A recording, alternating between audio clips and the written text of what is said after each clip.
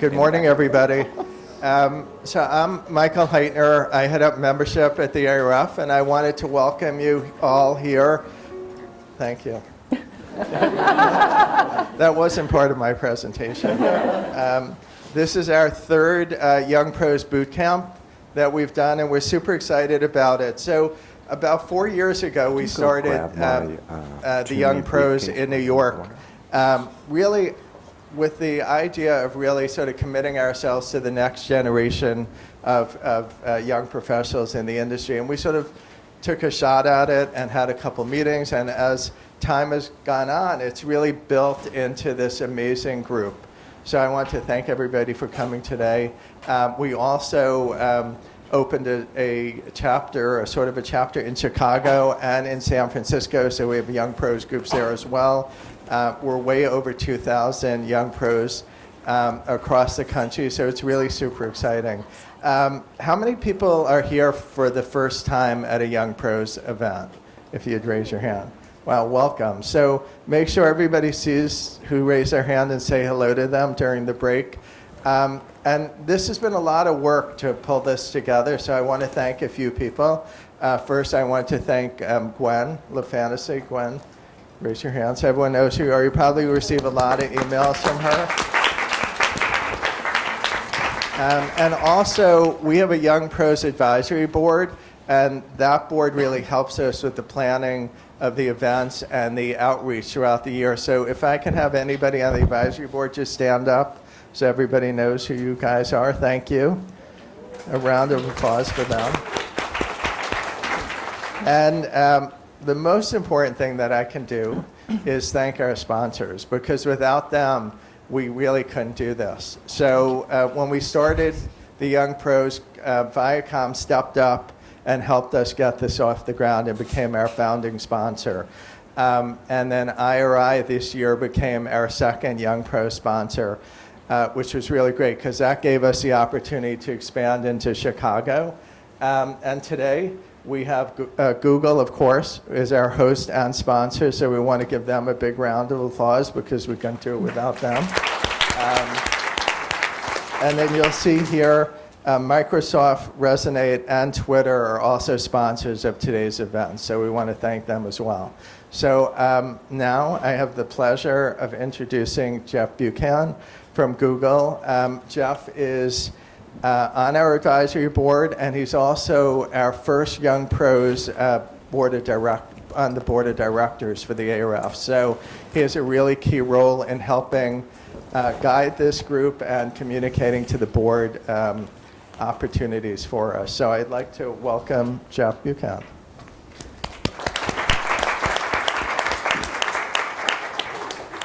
Alrighty. Good morning, everyone, and welcome to Google. My name is Jeff Buchan, and I work on the industry relations team here at Google. Also a proud member, as Michael mentioned, of the ARF Advisory Board, as well as the ARF Board, which I'm really lucky to be on. Thank you all for coming. We're really excited to host the boot camp today. This is the third annual ARF boot camp, and something we sort of dreamed up along with the ARF about 3 years ago, and every year it just seems to be getting better and better. So I think you guys are in for a real treat with today's speakers. A big thank you to Gail, to Michael, to Gwen, and the entire ARF team for being amazing partners and for allowing us to host and putting together an amazing program today. Thank you to the Young Pros Advisory Board, as Michael mentioned as well, for all their hard work to make today possible. A few pieces of housekeeping items I just want to mention. When you guys arrived, you should have received 2 passes, one from the ARF, one from Google. Just make sure you wear those and sort of keep them visible today. They'll come in handy when we move to other rooms for the breakout groups. The bathrooms, the restrooms are right outside to the left, both men's and women, if you guys need those throughout the day. There is coffee, water in the back there. In the back right corner over there, there's also a small micro kitchen that has some snacks and water and other things there. So feel free to grab stuff throughout the day. You had breakfast. You're also going to be served lunch today, as well as a drinks reception at the end of the day. So we hope you guys enjoy that. The Wi-Fi is Google Guest. So if you guys need to get on the Wi-Fi today, it's Google Guest. You can log on without needing a password. And then at the end of the day, we have a fun Google gift for everyone here today, which I'm not going to tell you yet. It's a surprise, but we'll tell you more about later on today. So get excited for that. Next, I'd like to introduce one of the biggest advocates, if not the biggest advocate, for the young pros, the ARF President and CEO, Gail Fugit. Gail is the number one champion of the young pros, has really helped us to rise to what it is today, is an incredible advocate for the next generation of leaders within the marketing industry. She's at every single event. If you guys have been there, you know that. You've all met her. If you haven't met her yet, people who are new, make sure you do, because she's a great person to know. So with that, I'd like to hand it over to Gail. Thanks. I'm like seriously mic'd up, and my microphone was on people that came up and talked to me. I was like not talking, which is very unusual for me. But I was like, you can't talk. It's going to be projected all over the place. So, absolutely thrilled to be here. Raise your hand if you're sitting next to somebody you haven't met before, except maybe this morning, right? That's why you're here. You are the smartest people in the industry for being here, for coming, for engaging and getting away from the office. I highly advocate doing that. I think it's really important. This is an amazing program. I want to thank Jeffrey and Kelsey and everybody that's here from Google. What a great space, and how fun is this? It's awesome to be here. I want to give a shout out because, Jeff, it's easy to say that I'm the biggest advocate for the young pros. All I did, and it's about leadership, is I found something that was already at the ARF when I first got there 3 years ago. It was led and created by Michael Heitner, and I just said, do your thing. Double down, make it big. I believe in this. I believe in you as a leader. You all have the opportunity to do that every day. And you may think that only bosses do, but you actually do. You can lift up other people. That's leadership. And you're obviously leaders, or you wouldn't have figured out how to pick yourselves up, walk out of the office, and get yourselves here this morning. Very smart thing to do. I want to give a shout out to the ARF team. We've done a lot of thank yous, but Daniel Bolgren's up here, Rachel, just kind of wave your hands or standing in the back. Suzette, Kelly, Gwen, Jeremiah, Kristen, people hiding over there, Christine, and Sky, yes, who's an honorary member of the ARF. Yes, Sky, I'm going to be introducing. Sky's going to introduce you, Brian, in a few minutes. So I want to tell my story by the numbers quickly, and then I'm going to give you just a little bit of I'm going to talk about what I think is going on in the industry for a minute or two, and then I'm going to give you a little bit of an invitation for leadership skills and a little bit of perspective on what I feel I learned over the years. So my story by the numbers, I figured I had this elevator speech, and it took about 16 stories to tell it. So I was like, all right, I got to crisp this thing up, because I would see people were kind of yawning when I was telling my story. And so I kind of did this thing by the numbers. So I was at General Mills for 32 years. I actually counted, and I had 19 bosses in 21 years. And that's what happens, and I'm going to talk about that in a minute, because that turned out to be a really, really good thing.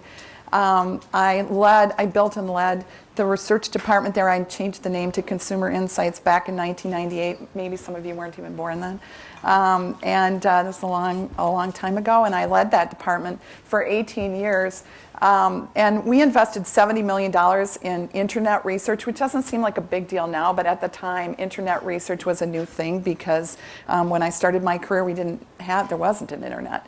And so things change really quickly. If you can find things like the internet or mobile or the Internet of Things, wearables today, right? Jump onto that bandwagon and try to help your organization. That's something you can bring to your organization to help your organization bring that forward into business solutions. We invested $70 million in mobile internet research and social media research by bringing startups into General Mills, because we didn't know how to do those things. And then I retired, and I retired for 9 months. So I got a phone call from, there are people here from NPD. Steve Coffey was the head of the board at the ARF. I had been on the board at the ARF. I was at my desk in Minneapolis, which was actually my bed. And I was answering the phone, and he said, say, Gail, we think it would be really fun if you came and did this job. And it was like, it kind of got under my skin, this idea of kind of going back into the industry, because I thought I would work in the community with women and children, or join a nonprofit board, or get on other boards, or just do something completely different. But I love research. I am a researcher. I'm proud to be a researcher. I believe in consumer insights, and most of all, what I believe in is representing the consumer at the decision table. Every single one of the people in what we call the C-suite, CMOs, CEOs, CFOs, chief sales officers, right? They all want to know, what does the consumer think? And if you can sit right hand to that C-suite and tell them, this is the consumer's perspective, you can make a huge difference in your organization. And so what was interesting about it is, even though my friend called me up and said, say, it would be really fun if you came to this job, I thought, well, that means I get it if I want it, right? What ended up happening is there were 84 candidates for the job. And there was actually a headhunter, right? They had actually hired a recruiter, and he didn't want me to get the job. So, and I was at my job for 32 years. I didn't have a resume. I hadn't interviewed for a job. I mean, I had a big, long career inside a corporation. That's not the easiest thing in the world, but I didn't know how to represent myself to the outside. And so, as many of you may face, I had to do that all over again. The more you can practice that and get out your resume, even if you're not looking for a job, and look at what your story is, and figure out what are your assets and what are you getting in your current job and your current experience, I would highly advocate that, because it was pretty painful to do 32 years later, after I came straight out of school and jumped into General Mills. And it's just been a wild ride. It's been an amazing ride, and I love the ARF, and I'm incredibly proud. But my job is just to facilitate things like this and to help connect you all together. We're a network. And whereas we have 60,000 documents in our knowledge center, that's Wikipedia. Like, you can access documents. The ARF is all about connecting people and the people that wrote those documents, and then what decisions were made from that, right? And how were better decisions made in order to grow businesses. So I have just a bit of an invocation to each one of you, and then I'm going to, without further ado, invite Sky up to introduce Brian. I want to just give you a little bit of advice. What I've discovered is, what people most often ask me is, how do I know, and I've started asking this in my interviews. I do interviews with executives, and if you go online on the ARF website, many of those interviews are online. I advocate that you do that, because there's a section in most of those interviews that says, tell me your story. And what I discovered is, people want to hear each other's stories, right? They want to hear, how did you make your decision? And what I ask these senior executives is, how do you know when to hold them and when to fold them, right? Because that's the question that I hear most often from the next generation. Now, I'm really concerned about the next generation, and I made that a top priority at the ARF, because I'm worried that your bosses are going to lose their seats at the table, because I get a call every single week from someone that's in research that's lost their job, or that's gotten a new boss, or has been placed differently in their organization. And what I'm going to suggest to you, because I've never seen a brighter or more important or more talented group than each of you, is that you figure out how to get staying power. And staying power is actually figuring out that your asset and your equity goes up if you actually stay in a place just a little bit longer, because if people change around you, and trust me, 19 bosses in 21 years, I know, because what happened to me is 6 years at Yoplait, I had 7 bosses. But every single new boss I got, my equity went up, because they wanted to know, what should I do? What is the yogurt consumer like? What do they need? And they didn't have very much time. You know what that means? That means that they lost their jobs every year, right? They got moved, or most of them got moved out because they weren't doing what they needed to do. A couple of them got promoted. One became the CEO at General Mills. So, staying power. Figure out how to connect up, across, and down, right? And up means, look at and study not just your boss, but the infrastructure in your organization, and start to be a student of where decisions are made and where the power is. And then look down and across, you will never believe that the people that were below me became my bosses. That's what happens. And if you have that kind of staying power, so if you can become an astute curator and connector of talent, and a good intuitive reader of who's really going to make a difference, and line yourself up with these people and broaden yourselves out, that's the networking construct, you can really, really have a bright and exciting future, and you don't have to move and change jobs in order to have that. You can, many of you will, statistically speaking, but you don't have to. I want you to think about being tenacious. I want you to fight.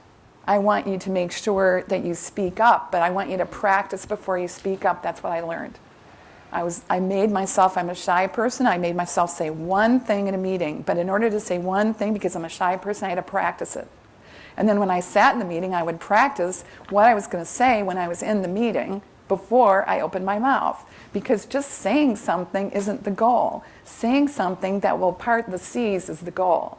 Saying something that will catalyze the conversation is the goal. And do not be intimidated, and this message is especially for women, if someone else says exactly what you just said and it becomes theirs, and then everyone says, wow, that's the most brilliant thing I ever heard. Imitation is the finest form of flattery, okay? If your message gets across, whether you personally get credit for it or not, that's fabulous. You're making a difference. And then you gotta, this is my personal advice, pat yourself on the back and go buy yourself something, okay? So I want you to think about volunteering. This is kind of like that.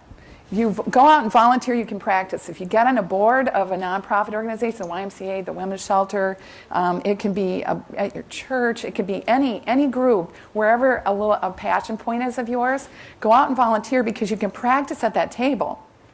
You want to practice making your point to the C-suite? Don't practice the first time you go to the C-suite. Practice at another table. And then I promise you, you're going to practice and then you're going to be like, wow, that was bad. That's good. You just learned something, right? Just don't learn it in front of the boss's boss, because then your boss's boss is going to pull you aside, right? And then your boss is going to pull you aside, and that's not going to go well. And I know what I'm talking about there. That happened to me quite a bit. That's why I can stand up and kind of say, try not to do that. That's kind of what I did. So prepare, look at your calendar. You wouldn't believe that people don't do this. Look at your calendar and notice that if there's a meeting at 4 o'clock, like what could you do to prepare for it, right? Don't show up at a meeting at 4 o'clock and say, what is this meeting about? Like, check that before you get there. If somebody calls you up and asks for something, return the call. And if you get invited by anybody senior to do something, don't think they're so senior and they're so busy they won't remember that they asked you. Those are the people that remember. If you connect with them, if they say connect with me, you think, why, they're way too busy. I don't, they don't really mean that. You call up any senior person, a lot of times they actually answer their own phone, more often than junior people. They're responsive. And there isn't a person alive that if you say, I'd like you to tell me your story, I'd like you to help me, I'd like you to connect with me, there isn't a person alive that doesn't like to talk about themselves, right? So don't even think about being intimidated to kind of ask for help. And then the last piece of advice I'm going to give you is, I think, the most important, and that's to be a good listener. And it's especially important if you're going to be a consumer advocate. Too often people talk and they are, and rather than listening, the person is thinking about what they're going to say instead of listening to that conversation and connecting into it. And so really try to be a good listener and make eye contact. And you know what, I hate to tell you all this, but that means you've got to put this down, right? I don't look at it during meetings, but I can't tell you how it feels when you're talking to someone and they're, right? And maybe they're tweeting, but that'd be nice. But I think that's just something, I love my phone. I'm on it. These guys know I'm on it all the time. But when you're in the room with someone, make eye contact. When you're speaking to them, make eye contact. It's the most respectful thing you can do. And at the end of the day, that's really what we're all looking for is respect. And that's what anybody, no matter what level they are, is looking for. They're just looking for respect. You got the most fabulous program. These people have worked so hard. These are amazing, amazing speakers. This board is dazzling. They have great ideas. You get to hear from some ARF board members as well. You get to mix it up. You get to do breakout sessions.